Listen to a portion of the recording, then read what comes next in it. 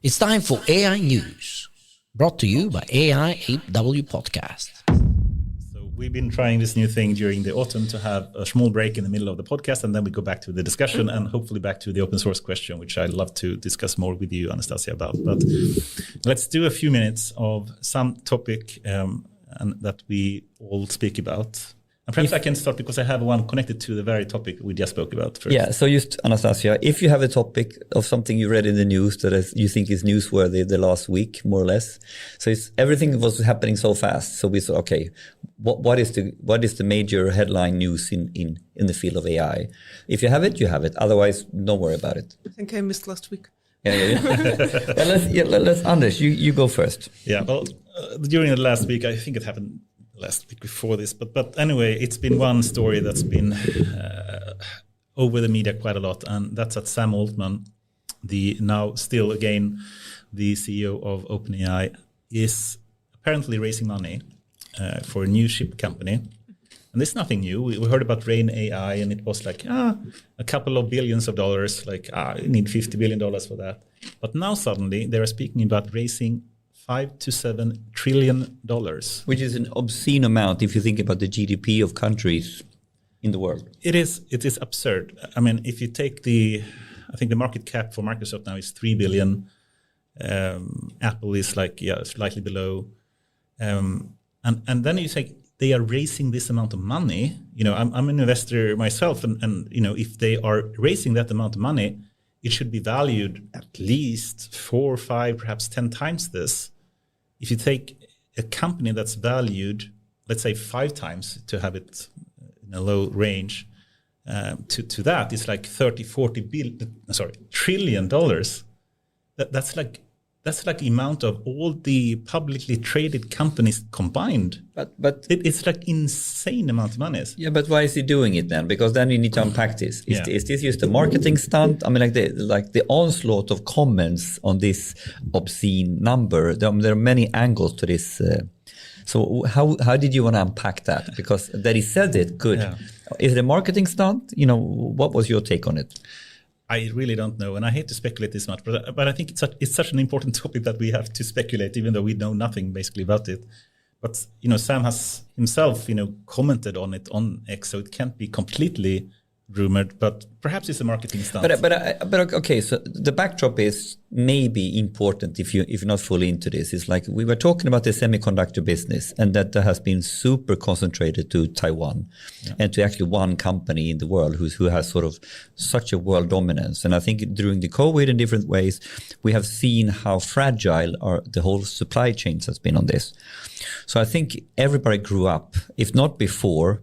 So from the Scanias to whatever company, that we have a semiconductor shortage, and in the end, in the geopolitical powers, I think Sam is basically doing a very simple job. He's going to the people that has a geopolitical interest and say, "Hey, man, it's time to get into the game." And then if you go back then and have sort of studied the semiconductor business, and there is some really interesting books you can read on the history of semiconductors, the entry ticket, you know, into that game, you know, we're talking now building foundries and stuff like that, the foundational stuff, you know, to get stuff done.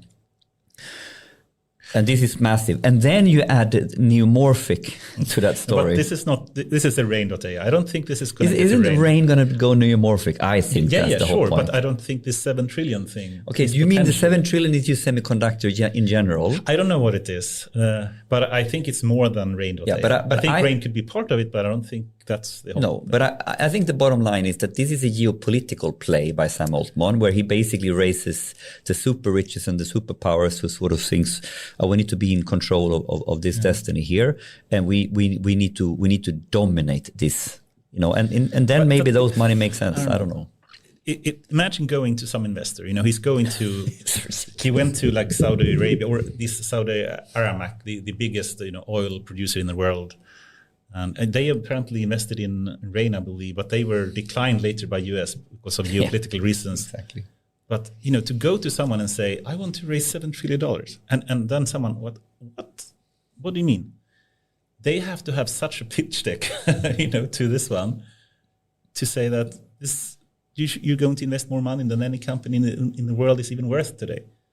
I mean, they must have, then you can see so many conspiracy theories about this. Yeah. They are saying, of course, this is AGI. Of course, they have now a proof. If anyone going to put in 7 trillion, of course, they have been able to prove that they have AGI in-house, and that's why they're getting this.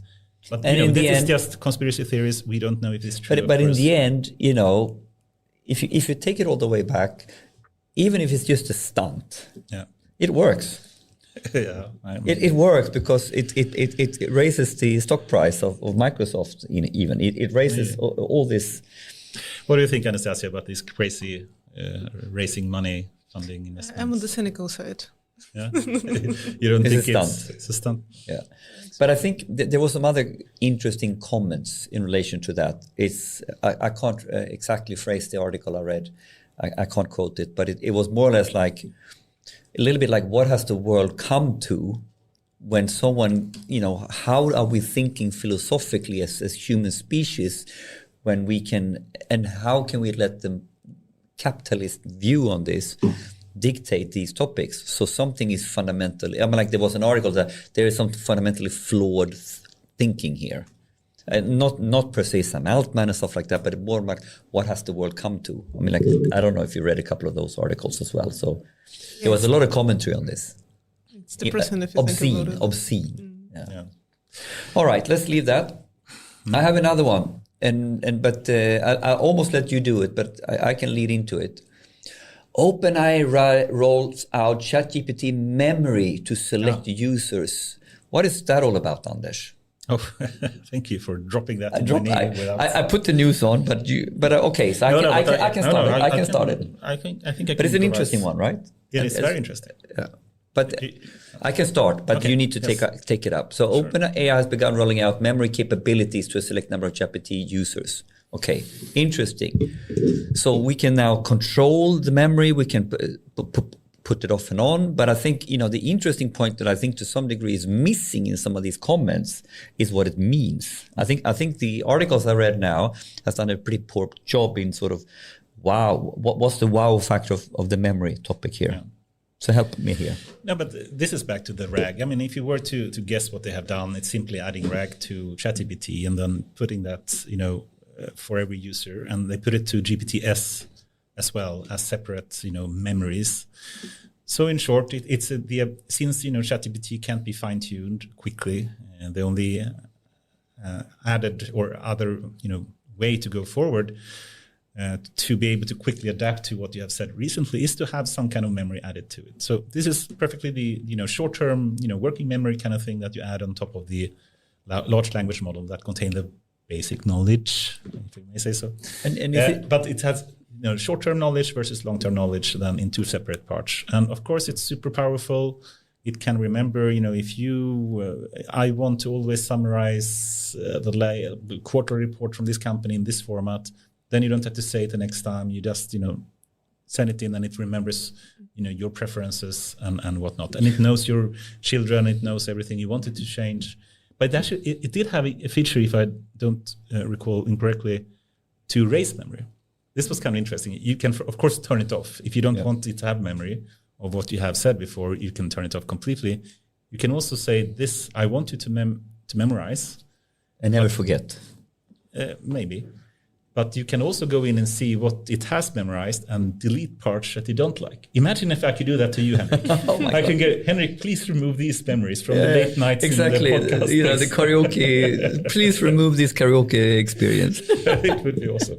But Anders, you almost said it like, this is, the short-term memory or adding memory is a little bit what, you could call that is what we're doing with the RAG. Yeah. So if this is a large language model and when we add a RAG, as we discussed before, it's a little bit like the short-term memory.